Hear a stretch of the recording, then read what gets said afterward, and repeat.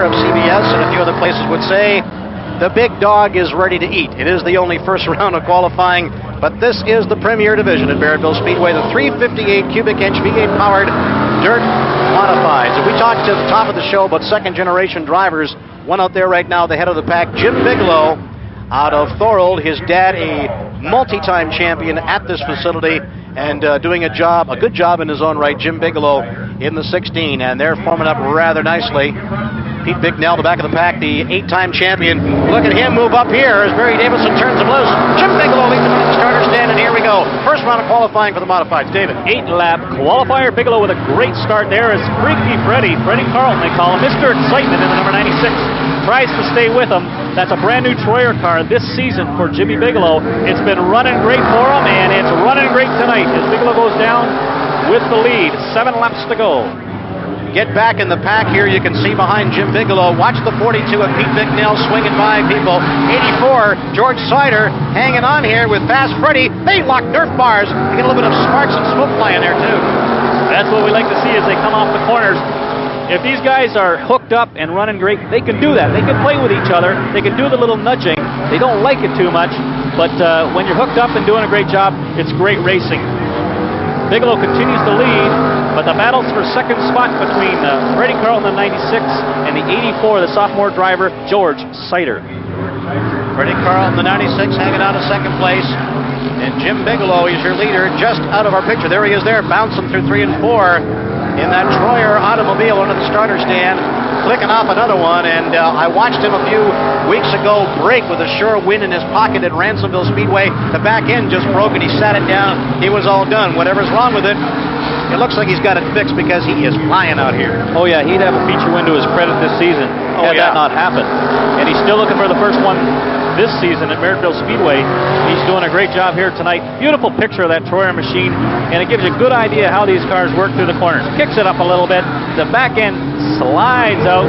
He puts his foot to the floor, comes off, and it's straight as an arrow. Beautiful looking shot right there. Let's stay on it right here. You notice when he's on power, the body raises up because of the torsion bar suspension that drives the rear wheels down into the clay for added traction. When he gets off the gas, the car settles back down. Now he's on it again. You see the distance? The car is riding up high, into the corner, backs off the gas, the car settles back down again. That's the torsion bar suspension, and you see that on these cars and on sprint cars as well.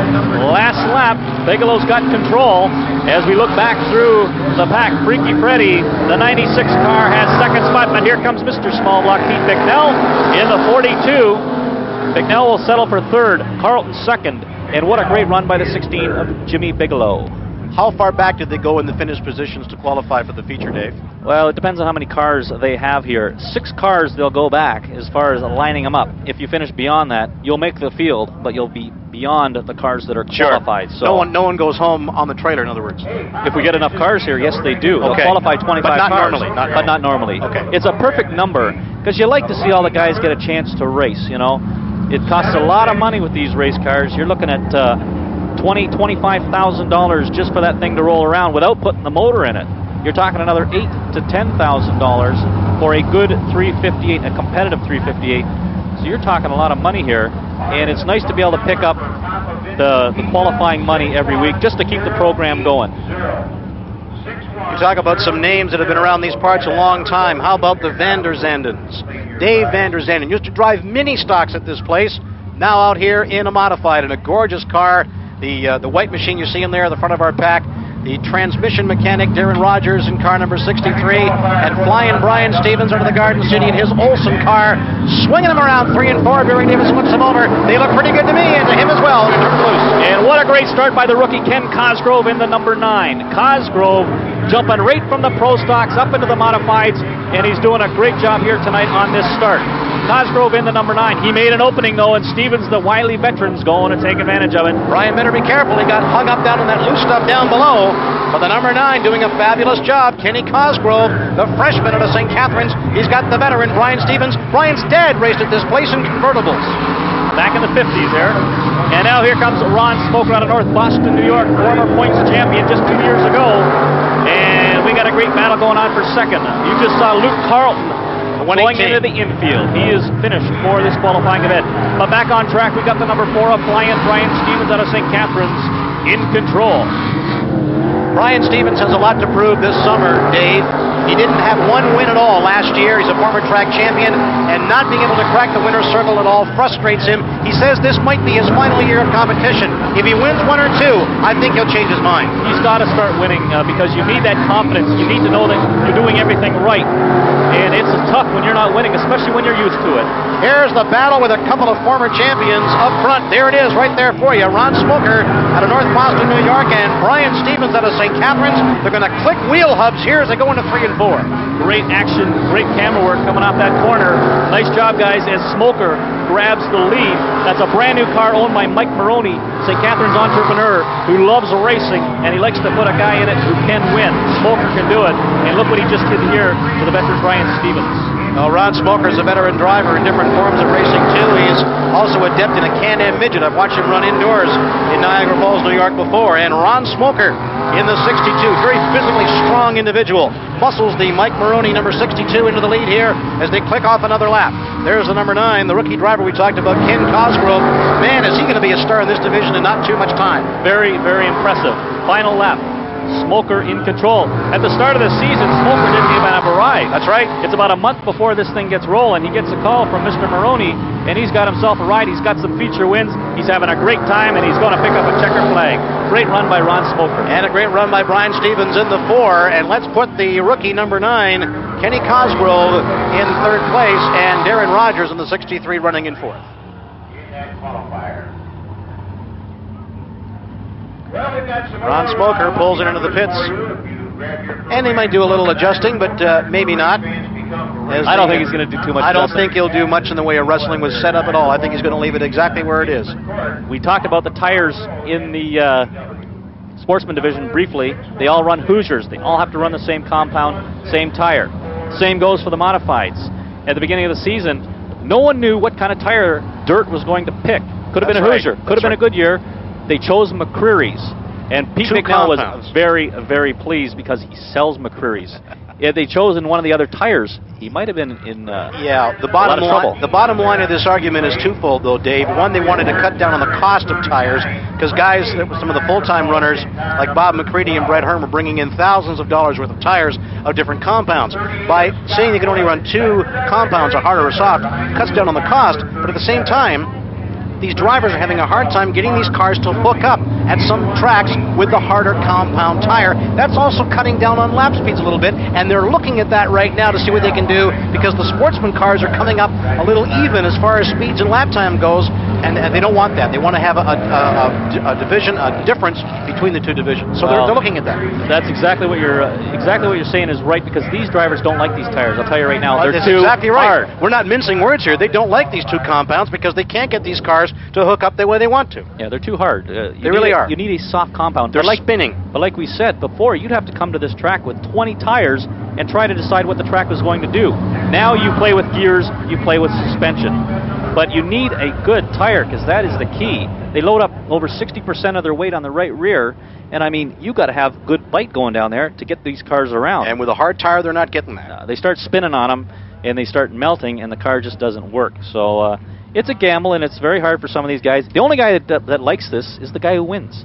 Exactly. Up front, the interesting dichotomy that makes this place so unique. Chris Ricker, the young man from St. Catharines in the 13, and 30-year veteran Don Turner out of Inbrook in car 39. They're going to lead the pack under Barry Davidson's green flag, and we're off and rolling in qualifying round number 3 in the modified division here at Merrittville on McLean Hunter Cable TV. The Blue Streak got a great start. The number 39, they've called him the Blue Streak for many, many years, a former points champion. Comes off corner 4. He leads lap number 1 as the rest of the field come thundering down. Fred Cade at car number 12 almost got up on the guardrail just out of our camera range here. There he is there, car number 12. He's got the car really, really stiff. The thing is, watch him tricycle in the corner here. He's got a lot of weight on that back corner, and the front wheel is lifting off the ground. Some guys like to run like that. That car is awfully stiff. He's going to have to adjust the wedge a little bit and get that thing to settle down. They barely run any of that left front tire on the ground. That's right. Some, like you say, like it. That's what the car's supposed to do. It's supposed to pitch. It's supposed to roll into the corner. But not that much Oh, necessarily. we've seen cars jump it up 2.5, 3 feet. Do they want it that way, though? If they're leading. If they're leading.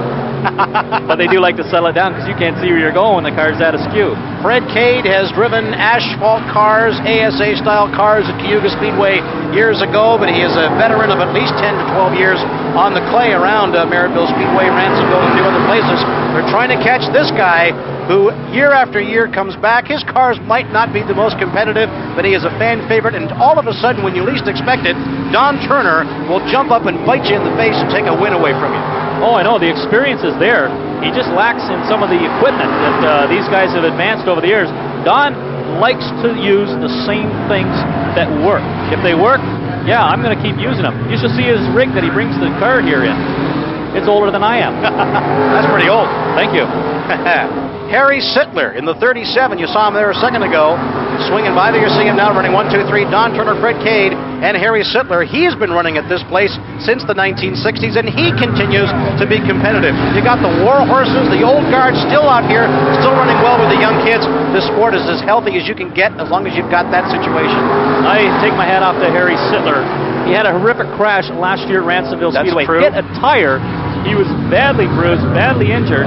He said, I like this thing so much, I'm going to get back in it. We never thought we'd see him. He's out here, and there goes Turner with the win. Nice to see the veteran out of Binbrook do it.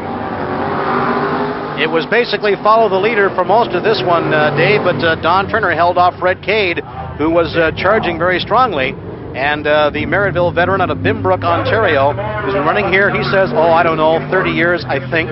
It's probably longer than that, but Don Turner picks up a win in that round of qualifying for the 358 Modified. We didn't get a chance to see his son racing. He was out here, but he wasn't in the action that we were watching at the time. He was back in the pack. But Jamie Turner, he drives the number 11. Well, I'm sure we'll see him in the feature. But he's a fine competitor and second-generation driver, as Jimmy Bigelow is, and Jay Mallory, and some of the other guys out here who are doing a fantastic job. Ernie Turn loose out here in just a few minutes.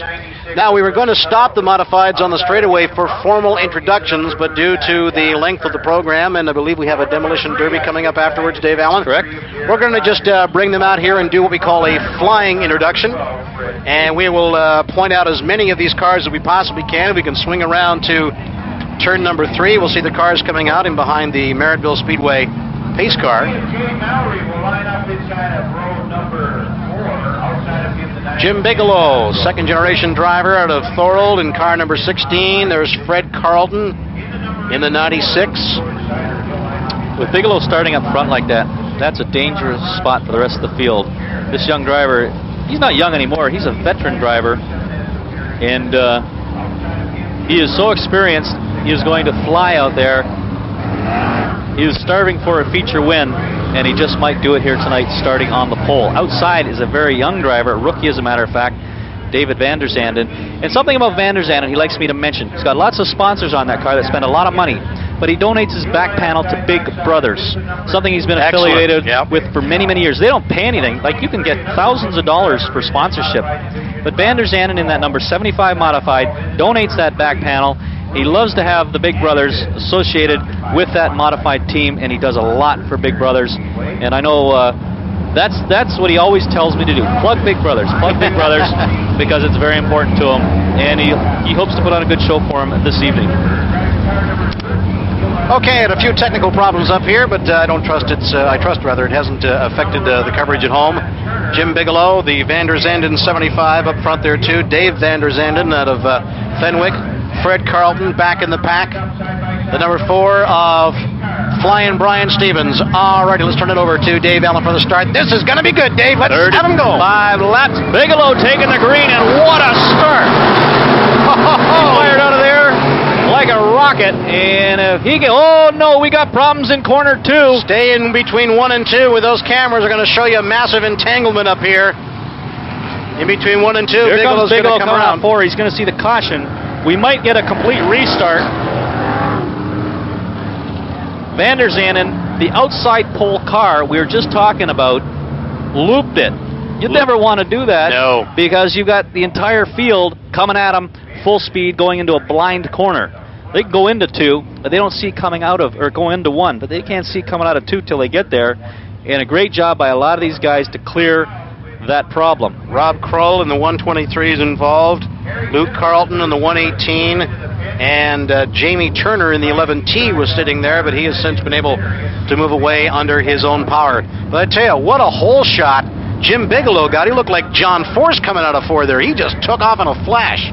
Well, I think Bigelow's power overshadowed the fact that rookie Van der Zandt was on the outside, did get as good a start, and held up the rest of the crowd. Yeah. There wasn't another competitive driver to stay with him on the start, but that's what Bigelow likes to do. Well, you got the power, you might as well. You got to go for it, because you don't want to get stuck. The best place to be is out front, because you're not dueling with anybody till they get up beside you. You're not fighting through traffic. And there goes our David Chevrolet Geo Oldsmobile pace car, pace in the race. Zimmerman in the number 14 car, stranded up on corner 2. He gets it rolling. Zimmerman's been driving here a good number of years. Wears those big black boots. Absolutely. That's his trademark. Now we got Don Turner out of Binbrook, who competed against Jim Bigelow's dad, Gino. So it gives you an idea how long Don Turner has been around these parts and still out here and having fun. He says, as long as I'm having fun, Eric, he says, I'm just going to continue to go here and try and stay as competitive as I can. Well, in and out, he every week he qualifies for the races, and why not? He's having, like you say, he's having a great time. He hasn't lost it as far as I'm concerned. He's very, very competitive. The thing that's keeping him behind maybe is his equipment. You know, he's just not up there with a brand new car with a brand new motor. They work on that thing themselves, and I think he does a fine job with what he's got. And it's nice to see him here every week. And I watched him when I was a kid, and back then, boy, he was the guy to beat. Absolutely. Zimmerman in the 14, a gorgeous Troyer machine, stuck up there. At least he's still rolling. There's a little bit of power left in the car. He's going to be able to roll it down the approach ramp and get down into the pits. There he goes. Don Turner out of Binbrook in the 39, 16 of Jim Bigelow out of Thorold, Freddie Carlton, the black and checkered 95. Pace car is still out there as you've got the 118 of Luke Carlton still rolling and trying to get into position. White flag is out from Barry Davidson, and we should be ready to roll next time around. Darren Rogers in the 63 obviously cannot stay there. They do not line up 3 wide. They're telling him to move back a little bit. You better move back a little bit. Yeah. No 3 wide starts. We're talking about the manufacturer of these down tubes, Pete Bicknell. He, of course, has, I'd say, 90% of the cars out there, if not more. But a guy on the front, Jimmy Bigelow, has a Troyer car made in Rochester, New York. By Meaner Troyer and Company, and here they come. These things work fantastic, and here comes Bigelow. Carlton in the 96 putting the pressure on the restart. Man, they're 3 wide, about 4 rows deep down the front stretch. Holy cow, there's no room to move out there at all. Bigelow with a great restart once again. Oh. He wants to stay there. Here comes Ron Smoker up through the pack in the number 62R. There they come off corner 4. Don Turner's trying to find the high line. There's that 62R I was talking about. Close in on the front 2 and 3 positions. Carlton in second. Here comes Turner on the outside. They're all chasing down the 16, Jimmy Bigelow. 3 laps complete now out of a total of 35 in the modified feature here at Merrittville Speedway. McLean Hunter Cable TV. Happy to have you along with us. Jim Bigelow in the 16 doing a nice job out here. This car is really hooked up. Whatever was ailing that machine at Ransomville, they have fixed it and improved the car in spades. This thing is really flying out here. Carlton, the 96, is running in second place, and an entanglement here up in turn number 4. And Rob Kroll out of Lockport is involved in this again. He was involved in the mess up in turn number 1 here a few laps ago, and once again up over top of wheels. Looks like a little damage in the 123 as well. 123 has some severe front end damage, as you can see. And the 9 of Ken Cosgrove is right there. We'll look at the replay here. Coming off corner 4. Let's see what happens. Well, they just get bunched down there, Dave, with not a whole lot of room. Everybody's going for the same hole. Oh, nope, Sylvie's got tapped in the back end. That's the number 39. He got helped around a little bit. That's got to be the 1, 2, 3 of Kroll. And then the number 9 of Cosgrove finished off to the end of the incident by running into the back of the 123. The rookie had nowhere to go. Well, 2 rookies there, as a matter of fact. Sylvie's got a little bit of help. He didn't do that on his own. So the number 39 of Mark Sylvie's involved. He won his first modified feature win 2 weeks ago here at the track in a 20-lapper. We had twin 20s. Sylvie's was down in victory lane for the first time, and it was awfully nice to see. young driver out of Ransomville, New York, Mark Silvies. But his night has not been as successful this evening. Hopefully he can get back in it. Kroll might do what they call is a cradle. This is not easy to do because these cars are expensive and delicate in their front ends, and if the damage is severe enough, they have to pick up both ends of the car at the same time, and one of the tow truck drivers has to drive backwards. If you think this is easy to do, think again, because it's not, and sometimes it's necessary to have to lift one of these cars out that way and not damage it further. Well, you've got some experts here, CAA. They've been doing it here for, oh boy, I don't know how many years. We talk about the history of the track. And they work quickly, too, which is important. You have to, because the people don't want to sit around watching these cars go around slow. They want to see them going fast. Cosgrove gets his car rolling, and it looks like Kroll. I thought he had severe damage, but boy, was I wrong. I would agree with you. The way that right front wheel was cocked over, I thought he really had something bent in the suspension or the axle or the shock towers or something, but looks like he's going to be able to continue on. He's got some body damage out there, but he's waving the car back and forth and appears to be okay. Sylvie's going as well. So here we're talking about cradling a car off. All they had to do was push him out of the way and get him going. Says something about the strength of these machines. Don't complain, saves time. Oh, yeah. Well, I'm happy for the driver, too, because he doesn't have that damage to fix. If you get in a bad incident, you can cost anywhere from $1,000 to $2,000, right on up to $5,000 in damage in one incident if the front end's damaged and the back end's damaged. You can pay up to $3,000 and $4,000 for a rear end. Bigelow just might have some money at the end of this night as he continues to roll off that corner on the restart. It is the rear end of Bigelow's car that Don Turner and Fred Carlton are looking at the same way it was, well, 3 or 4 laps ago. 4 laps complete out of a total of 35 in the modified feature. Here's the battle for second, third, and fourth. Nobody's putting any pressure on Bigelow right now. The pressure is on Fred Carlton for second spot. He's trying to close in, and we got a great battle going on for third with Ronnie Smoker in the 62R and the 39, Don Turner. Turner usually runs on the inside, and Smoker usually runs on the outside, but they've traded positions. As you can see here, we got the 62R ducking down low. He has got third spot. He'll be chasing after Carlton now for second. Go ahead. Sorry, go ahead. Ron Smoker staying down low and closing in. Watch this veteran driver put on a clinic and out a pass. Carlton getting outside. Smoker staying down low. It's too easy. Look what happens. It's too easy. That car is working so well for Ron Smoker that he can take that low line. Now look how close he is. Gets on the throttle. It doesn't kick out on him. It stays where it's supposed to, nice and straight. I'll tell you what, at the same time, Fred Carlton's doing a good job up there where it's tougher, the longer way around to hang tough with Ron Smoker. Now Ron hangs back. It's still early in the event. 8 laps complete out of a total of 35. Jim Bigelow, car number 16, by the starter stand, is your leader at the moment. There he goes. You know why he held back? He wanted the outside line. He's got it now.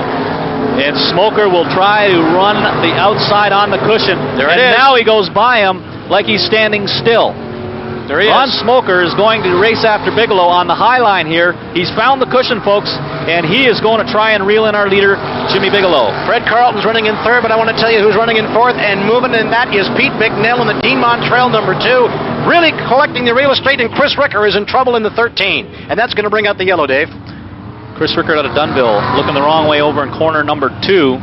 Hopefully he can get that refired. It looks like he's just spun out, and I see him rolling just a little bit. So Rickard will get back in there. If you do in fact cause a caution or involved in a caution here at the track, you go to the tail of the field. You don't regain your position. It's very common sense as far as what I just said. But a lot of guys want their position back because it wasn't their fault. This is going to really set the table for some nice battling here. Jimmy Bigelow up. Go ahead. These two drivers, they're about the same age, I'd gather. Bigelow's got a little bit more experience, but Smoker in the past 5 years has really come on. He's had some fantastic equipment. He's got a great car here tonight, as does Jimmy Bigelow. Both cars are brand new. One's a Troyer, Bigelow's. One's a Bicknell car, owned by Mike Maroney. That is Ron Smoker. And I don't know, this one, I can't wait once they go back to green. Tell you what, one thing you want to watch is Pete Bicknell on the outside of row 2 beside Carlton. Pace car drops off. Here we go. Jim Bigelow's in the lead, but there's Carlton trying to tuck it in on the inside. There's the yellow nose of the Bicknell number 2 and Ron Smoker in the 62. Here they come. Well, you know what happened there? Bigelow got into the front end of Smoker on the restart, kicked the back end out, took the front end out of Smoker's car, and Smoker's got to play catch-up. Carl staying in this game and hanging in tough. Will try and hold off that second spot, but here comes Ronnie Smoker once again on the outside. Look at the power of Jim Bigelow, 16. Man, he puts that hammer down, and that thing takes off. That Troyer is really humming, hooked up well, but he's got so much power at the tip of his toe. He just pushes it down, and away it goes. Unbelievable performance tonight by Jimmy Bigelow. He's also got an advantage because he's not fighting with anybody right now. He doesn't have to change his line. He can find a line that he likes, that's fast, and stick with it. Once you get a guy beside you, tapping you and moving in on you, it changes your whole driving style. And if we can get another caution, or if Smoker can catch up, we're going to see some unbelievable action for a pass for the lead. And as you said, Bicknell is in the picture now, going after his 9th points championship, and he has got some power under that hood tonight. Dean Montrell on number 2, closing in on number 2 spot, held down by Ronnie Smoker. Here's the battle on the racetrack right now between the two. Pete Bicknell, 8-time track champion, and the 62 of a track champion here at the track himself, Ron Smoker, out of North Boston, New York. Your leader is still the 16 of Jim Bigelow. There he is there. That is your top 3. We have completed 14 out of a total of 35 here in the modified feature at Merrittville. Dave. 20 laps remaining. 20 to go. Lots of time left. Let's see if these two cars can hook up. There's no such thing as drafting here on the dirt. No. It's not going to happen between these two cars to try and catch up to Bigelow. If you're going to get there, you got to get there on your own, and hopefully these guys can catch up to him. The only other thing that's going to help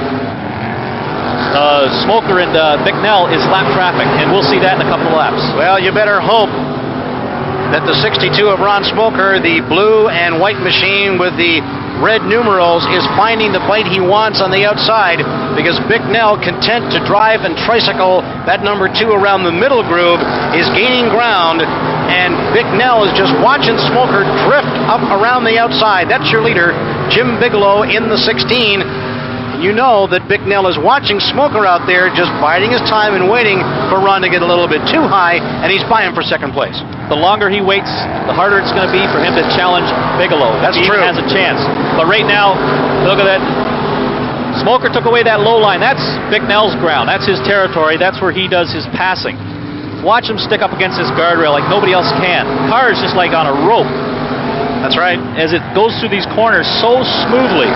Smoker's going to go up high, and we got a slower car there. Luke Carlton, the 118, and they're going to go 3 abreast. Look out, folks, we're going into 3 abreast. Smoker's not going to give up an inch here. Bicknell's going to stay down low where it's nice and safe as Smoker goes to the outside.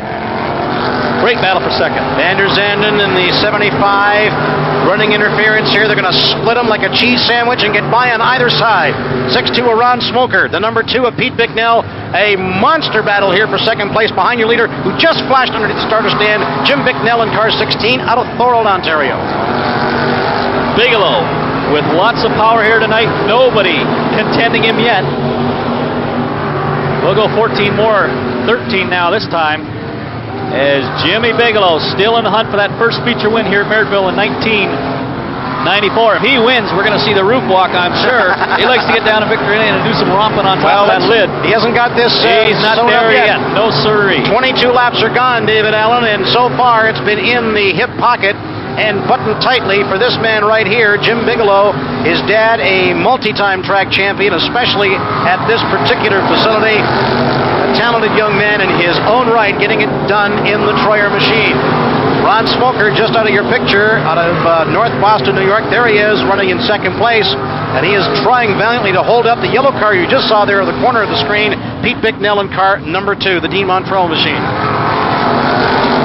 Slower cars now ahead of Jimmy Bigelow. Whether he reaches them before the end of this one, as we'll go 10 more laps next time around. 10 more laps as Bigelow comes across the stripe. Smoker's running out of time.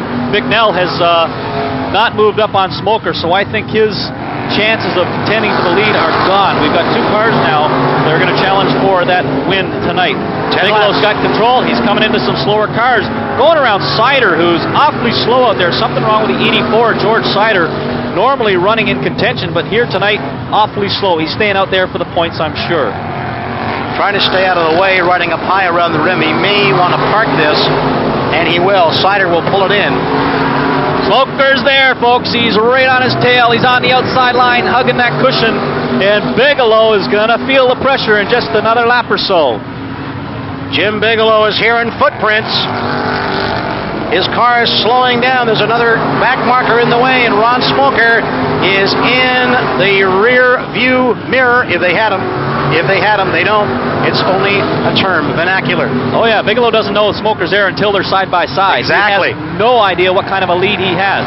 He knows what kind of talent he competes against each and every week. Look at this. And look at, we got Smoker ducking down low. Oh, boy. Now he knows he's there. Absolutely, and he's panicking. His heart's banging, and he's going to get his foot down because all of a sudden Ron Smoker comes out of nowhere. Bigelow doesn't want to run there. That is bad for Jim Bigelow to run way up high like that. Ron Smoker tucks it down low. Here is the battle. 29 laps complete out of a total of 35. Don't you dare go anywhere. This ain't over by any stretch. Did you see what Bigelow did there? Yep. He pinched him. Smoker was ready to stay on that low line and move around him coming out of 2, but Bigelow, with his experience, said, forget it, Ron, you're not going to have that line. I want it back. Did a great job. Great job. Man, I thought he was hung out there for sure. Now Smoker's going to try to get on the inside. Slower cars in the way. Oh, man, they're chewing their nails down to the quick in the pits. The Bigelow clan hoping Jimmy can hang on here. Ron Smoker makes the pass. Smoker is your new leader in the 62. 31 laps complete, 4 more to go, Dave. Now Smoker into the side of that slower car. That's Cosgrove. Look at what Bigelow goes. There's no track down there. He's on the grass. And now Smoker getting up into that slower car. Oh, no. That cost him. Bigelow's back in the lead. They go back and forth here at Merrittville. This is what you paid your money for. This is what you like to see. And now Bigelow, after that altercation with Cosgrove and Smoker, that's going to cost Smoker. I'm telling you right now, he's got a last-ditch effort. Look who's there. That's Bicknell. Absolutely. Where did he come from? Ha ha ha. Where did Pete Bicknell come from? He is knocking on the door, and he just might win this thing, folks. 2 laps to go. Bicknell in the yellow number 2. Ron Smoker in the white and blue 62. Jim Bigelow, they are 3 wide down the back stretch. Unbelievable. Best race of the season so far. They're 3 coming off 4. White flags out last time around, folks. Oh, who's going to do it? They almost locked wheels, Dave. Almost locked wheels. I don't know. Smoker's got that outside line. We got a slow car down there. That's Van der Zanden. Bicknell clears him. Look at what Smoker does. Threads the needle. Goes to the outside. Cullen coming off for Eric. White flag, 1 more time around. Hold your breath and hope for an oxygen tank. Oh, that's the win. That's the win. That's the win. Okay. Bicknell. Saw the white flag. Unbelievable. They caught us by surprise with that one. Holy smoke. What a duel between Pete Bicknell, Ron Smoker, and Jim Bigelow. Holy cow. They still want to keep going out there. They're just pumped full of adrenaline. And I tell you, I can't... We were talking about Bicknell at the beginning of the show. His experience, his time spent on this track. I didn't even think he was in the picture. I called him out of that thing, and look what he did. Yeah. It was one of those things where you sort of have to understand, because this guy has won 8 points titles and going for 9 in 94, that's exactly the kind of tactic you expect from Peter, and he hasn't won that many races, and he hasn't won that many points titles, Dave Allen, without being able to pull off maneuvers like that. Because while we were watching Jim Bigelow in the 16 and Ron Smoker in the 62 tear each other inside out, Pete Bicknell just used some of those slower back markers to work his magic and pick up another checkered flag a little bit closer to a 9th, unprecedented 9th 358 modified or just plain modified championship here at Merrittville Speedway. He built some fantastic race cars that many of the guys out here love. And don't get me wrong, this guy is driving the same exact car that the other guys have out there. He doesn't take any advantage over anybody. It's his unbelievable skill. But look at the moves that Smoker and Bigelow were doing. It's that experience that these 3 have, and I can't believe it. That's the best finish, and probably one of the best races I've seen Pete Bicknell compete in a long time. These guys have all caught up to him, and if not, some nights, if their cars are working right, they'll blow him away. Like a couple of weeks ago, he just wasn't in the show. Tonight, he did everything right, made some outstanding moves. And boy, I'm telling you, that's what we like to see. You know, we brought the folks up from McLean Hunter, and what a great job they did covering the action here this evening.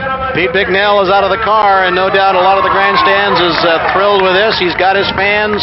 I tell you what, you haven't operated 43 years consecutive without putting on shows like this. This obviously doesn't happen every night, but it's pretty indicative of the shows and the closeness of the competition, especially in the modified and the sportsman ranks at Merrittville, and that's why this place is full from turn number 4 to turn number 1 every Saturday from the 24th of May, well past Labor Day.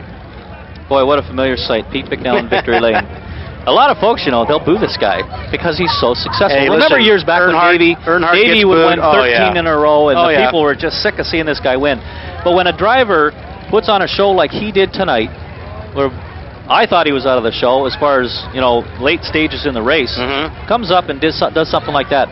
You gotta cheer for someone who puts on a performance. Oh, no like question that. like that. Yeah, it's unbelievable. I mean, it's one of those deals. Everybody wants to be the giant killer, and as you mentioned off the top of the show, Dave, the main aim for everyone else in this modified division at Merrittville is to try and stop this man. There you see him there, Pete Bicknell, from winning a 9th career modified championship at this track. And because he is the giant killer, you're going to have people that are for him and people that are against him, but more fans in the stands appreciate what he does than don't, I tell you, and they all admire his ability to come out here and be so consistent and do a lion's share of the winning. You don't do it by accident. There's a little bit of luck involved, sure, but a lot of it is skill and a good car of which he builds himself. Well, you know what else is going to happen? These 3 drivers are going to go meet each other after the race, shake hands, and say what a fantastic job each one of them did. Oh, yeah, but nobody fouled anybody, so that's exactly. good. That's what I mean. Yeah. But they like to drive that way. Sure, they all want to win, but I mean, when all 3 of them can race so well together and come out clean, it just makes for some fantastic racing. And gates will open at 6 p.m. Racing starts at 7 p.m. Okay, well, they just informed us now that we are going to do the Demolition Derby. Do we have a lineup for these no Mayhem men? No, they didn't have a chance to register after they were released from the insane asylum. You got to be psycho to drive one of these things. I don't know. Once we start taping this, look out. We don't have a whole lot to say about these things. It's indescribable, as a matter of fact, and we got a whole pile of them. Some of these guys, I think, do it for a living. They go around looking for wrecks, and they put them all together, spend some time painting them. They got to take the windshields out. They like to put the batteries and stuff inside the car so they're not damaged and can cause them to stop. Okay, there's all kinds of different tricks exactly as far as these demos go. We'll line them up on the front straightaway as soon as Victory Lane celebrations are completed. Well, you know what we might do? We're going to we don't have a lineup for these guys, and they're not going to be able to get us one. So what we might do is take a little pause here and see if we can grab one, and come back in just a moment with the Demolition Derby to cap this evening's activities here at Merrittville Speedway on McLean Hunter Cable TV. We're coming right back.